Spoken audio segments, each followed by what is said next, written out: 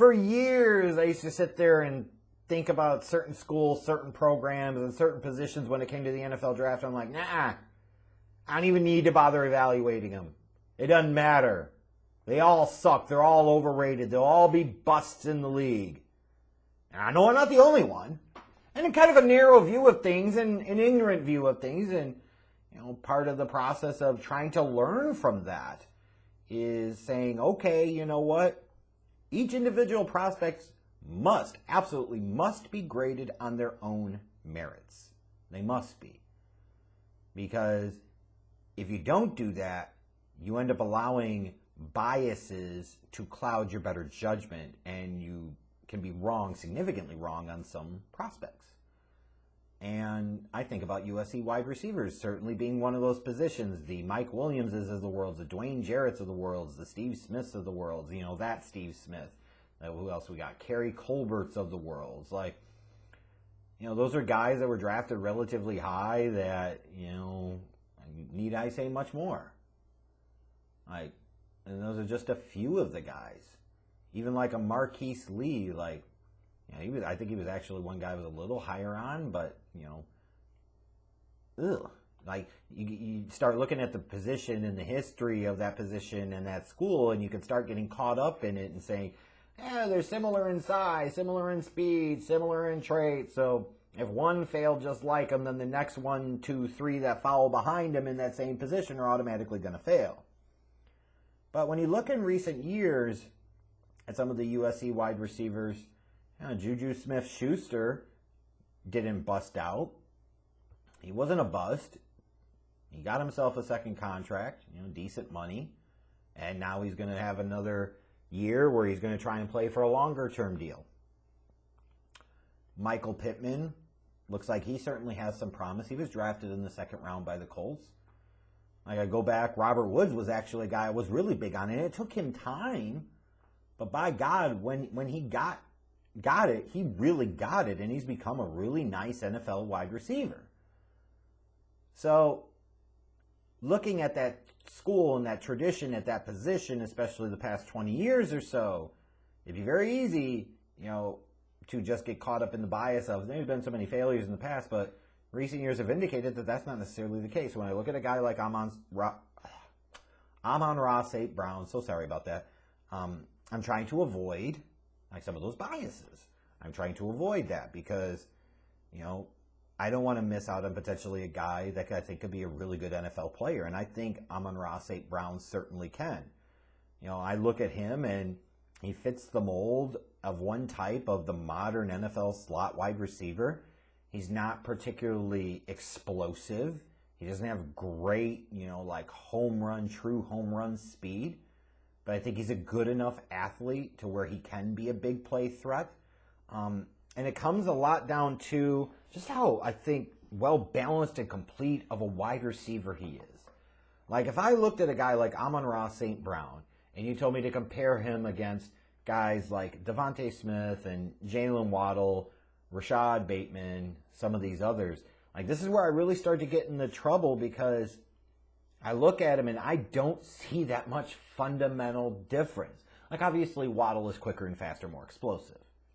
I grant you. But I think Amon-Ra St. Brown is a much more polished actual wide receiver, a much more polished route runner, much better against press coverage, a guy that can go get the contested catches himself, better durability at play. He's got family lineage with Equinemius St. Brown, part of a family of NFL wide receivers. I look at a guy like him and I say, well, what's so fundamentally different between him and some of these other guys? And the reality is as I went through and I graded some of these wide receivers, I didn't see that much of a difference. Because as I talked about before, and I look at a guy like St. Brown compared to some others, if I'm picking in the first round in wide receiver, I don't know how pressed I am to take one there. Unless I'm looking at one of these guys that I feel like can truly be an outside wide receiver. Because while some of these slot guys, again, have different traits, different characteristics, some are more precise route runners, some are more quick, twitchy athlete type of guys. I anticipate a lot of these guys are going to be able to play and play well at the NFL level.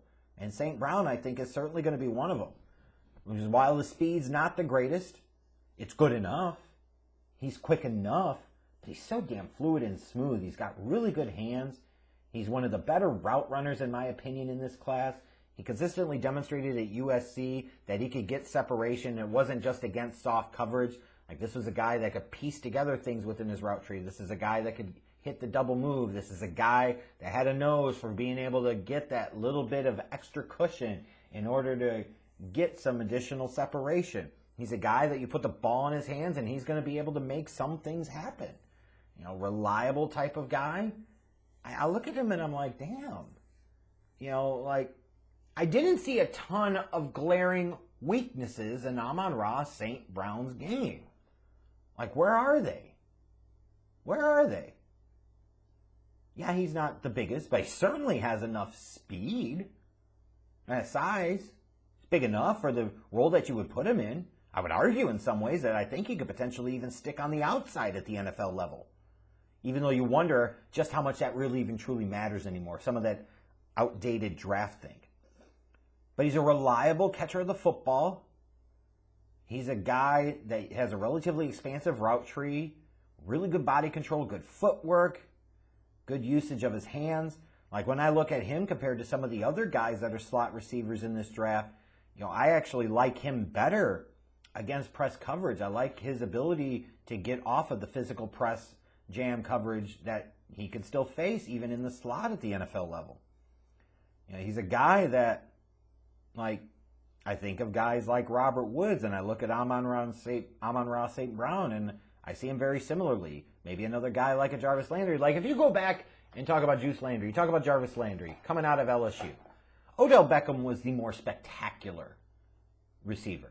He was the one that had the big-time home run speed. He was the guy that you could tell could be, if I remember correctly, my scouting report on him in 2014 said, if Odell Beckham Jr. could catch, he'd be the best wide receiver in this class, and I don't think it would be close.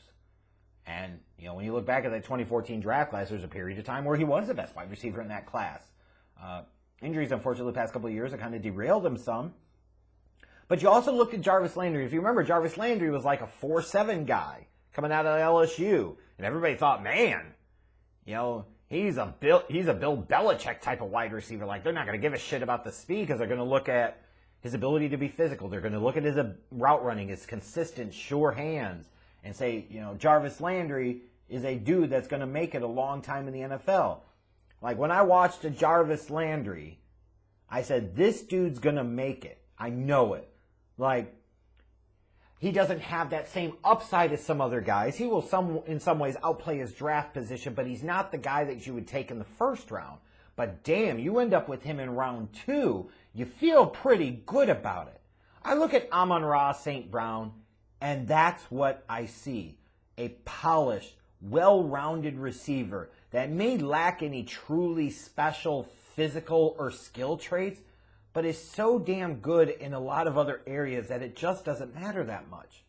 Which is why I compared him in some ways to Jarvis Landry. I could have also sat there and told myself that he reminded me a lot of Robert Woods, talking about the same school, trying to avoid biases, but, you know, you have to go with your initial gut instincts. Sometimes they will be wrong, but you always, and my recommendation to anybody that ever does this or anything else, go with your gut instincts first. And if you're wrong, at least you were wrong because you followed your gut. There's nothing worse than being wrong because you didn't follow your gut. Because then you're going to say, I went against my own instinct, and I'm going to be absolutely pissed at myself forever for doing so. I think Amon-Ra St. Brown is a better prospect than Equanimous St. Brown was. I think he's a guy that could come in and play right away and contribute at the NFL level. He's a guy that I wouldn't be surprised if he ends up outplaying a few of the guys that are drafted ahead of him in this year's wide receiver class. I really like this kid. And maybe you think I'm giving him too much credit. Maybe you're thinking that I'm pumping him a little too full of smoke. But I promise you, if Amon-Ra was either 6'3", 225, or he was the same size, but he ran a real legit 4.4 40, we might be talking about him as wide receiver 1 in this draft class. I don't have him as wide receiver 1 in this draft class because, again, I'm talking about looking at a guy like him and I say, you know, he doesn't have that special trait. And that's the thing that holds me back. But damn it all. Like, if you're there in the second round and you're looking for a guy that you feel like is going to play up to and beyond that draft position, at that position, St. Brown, I think, is going to be one of those dudes.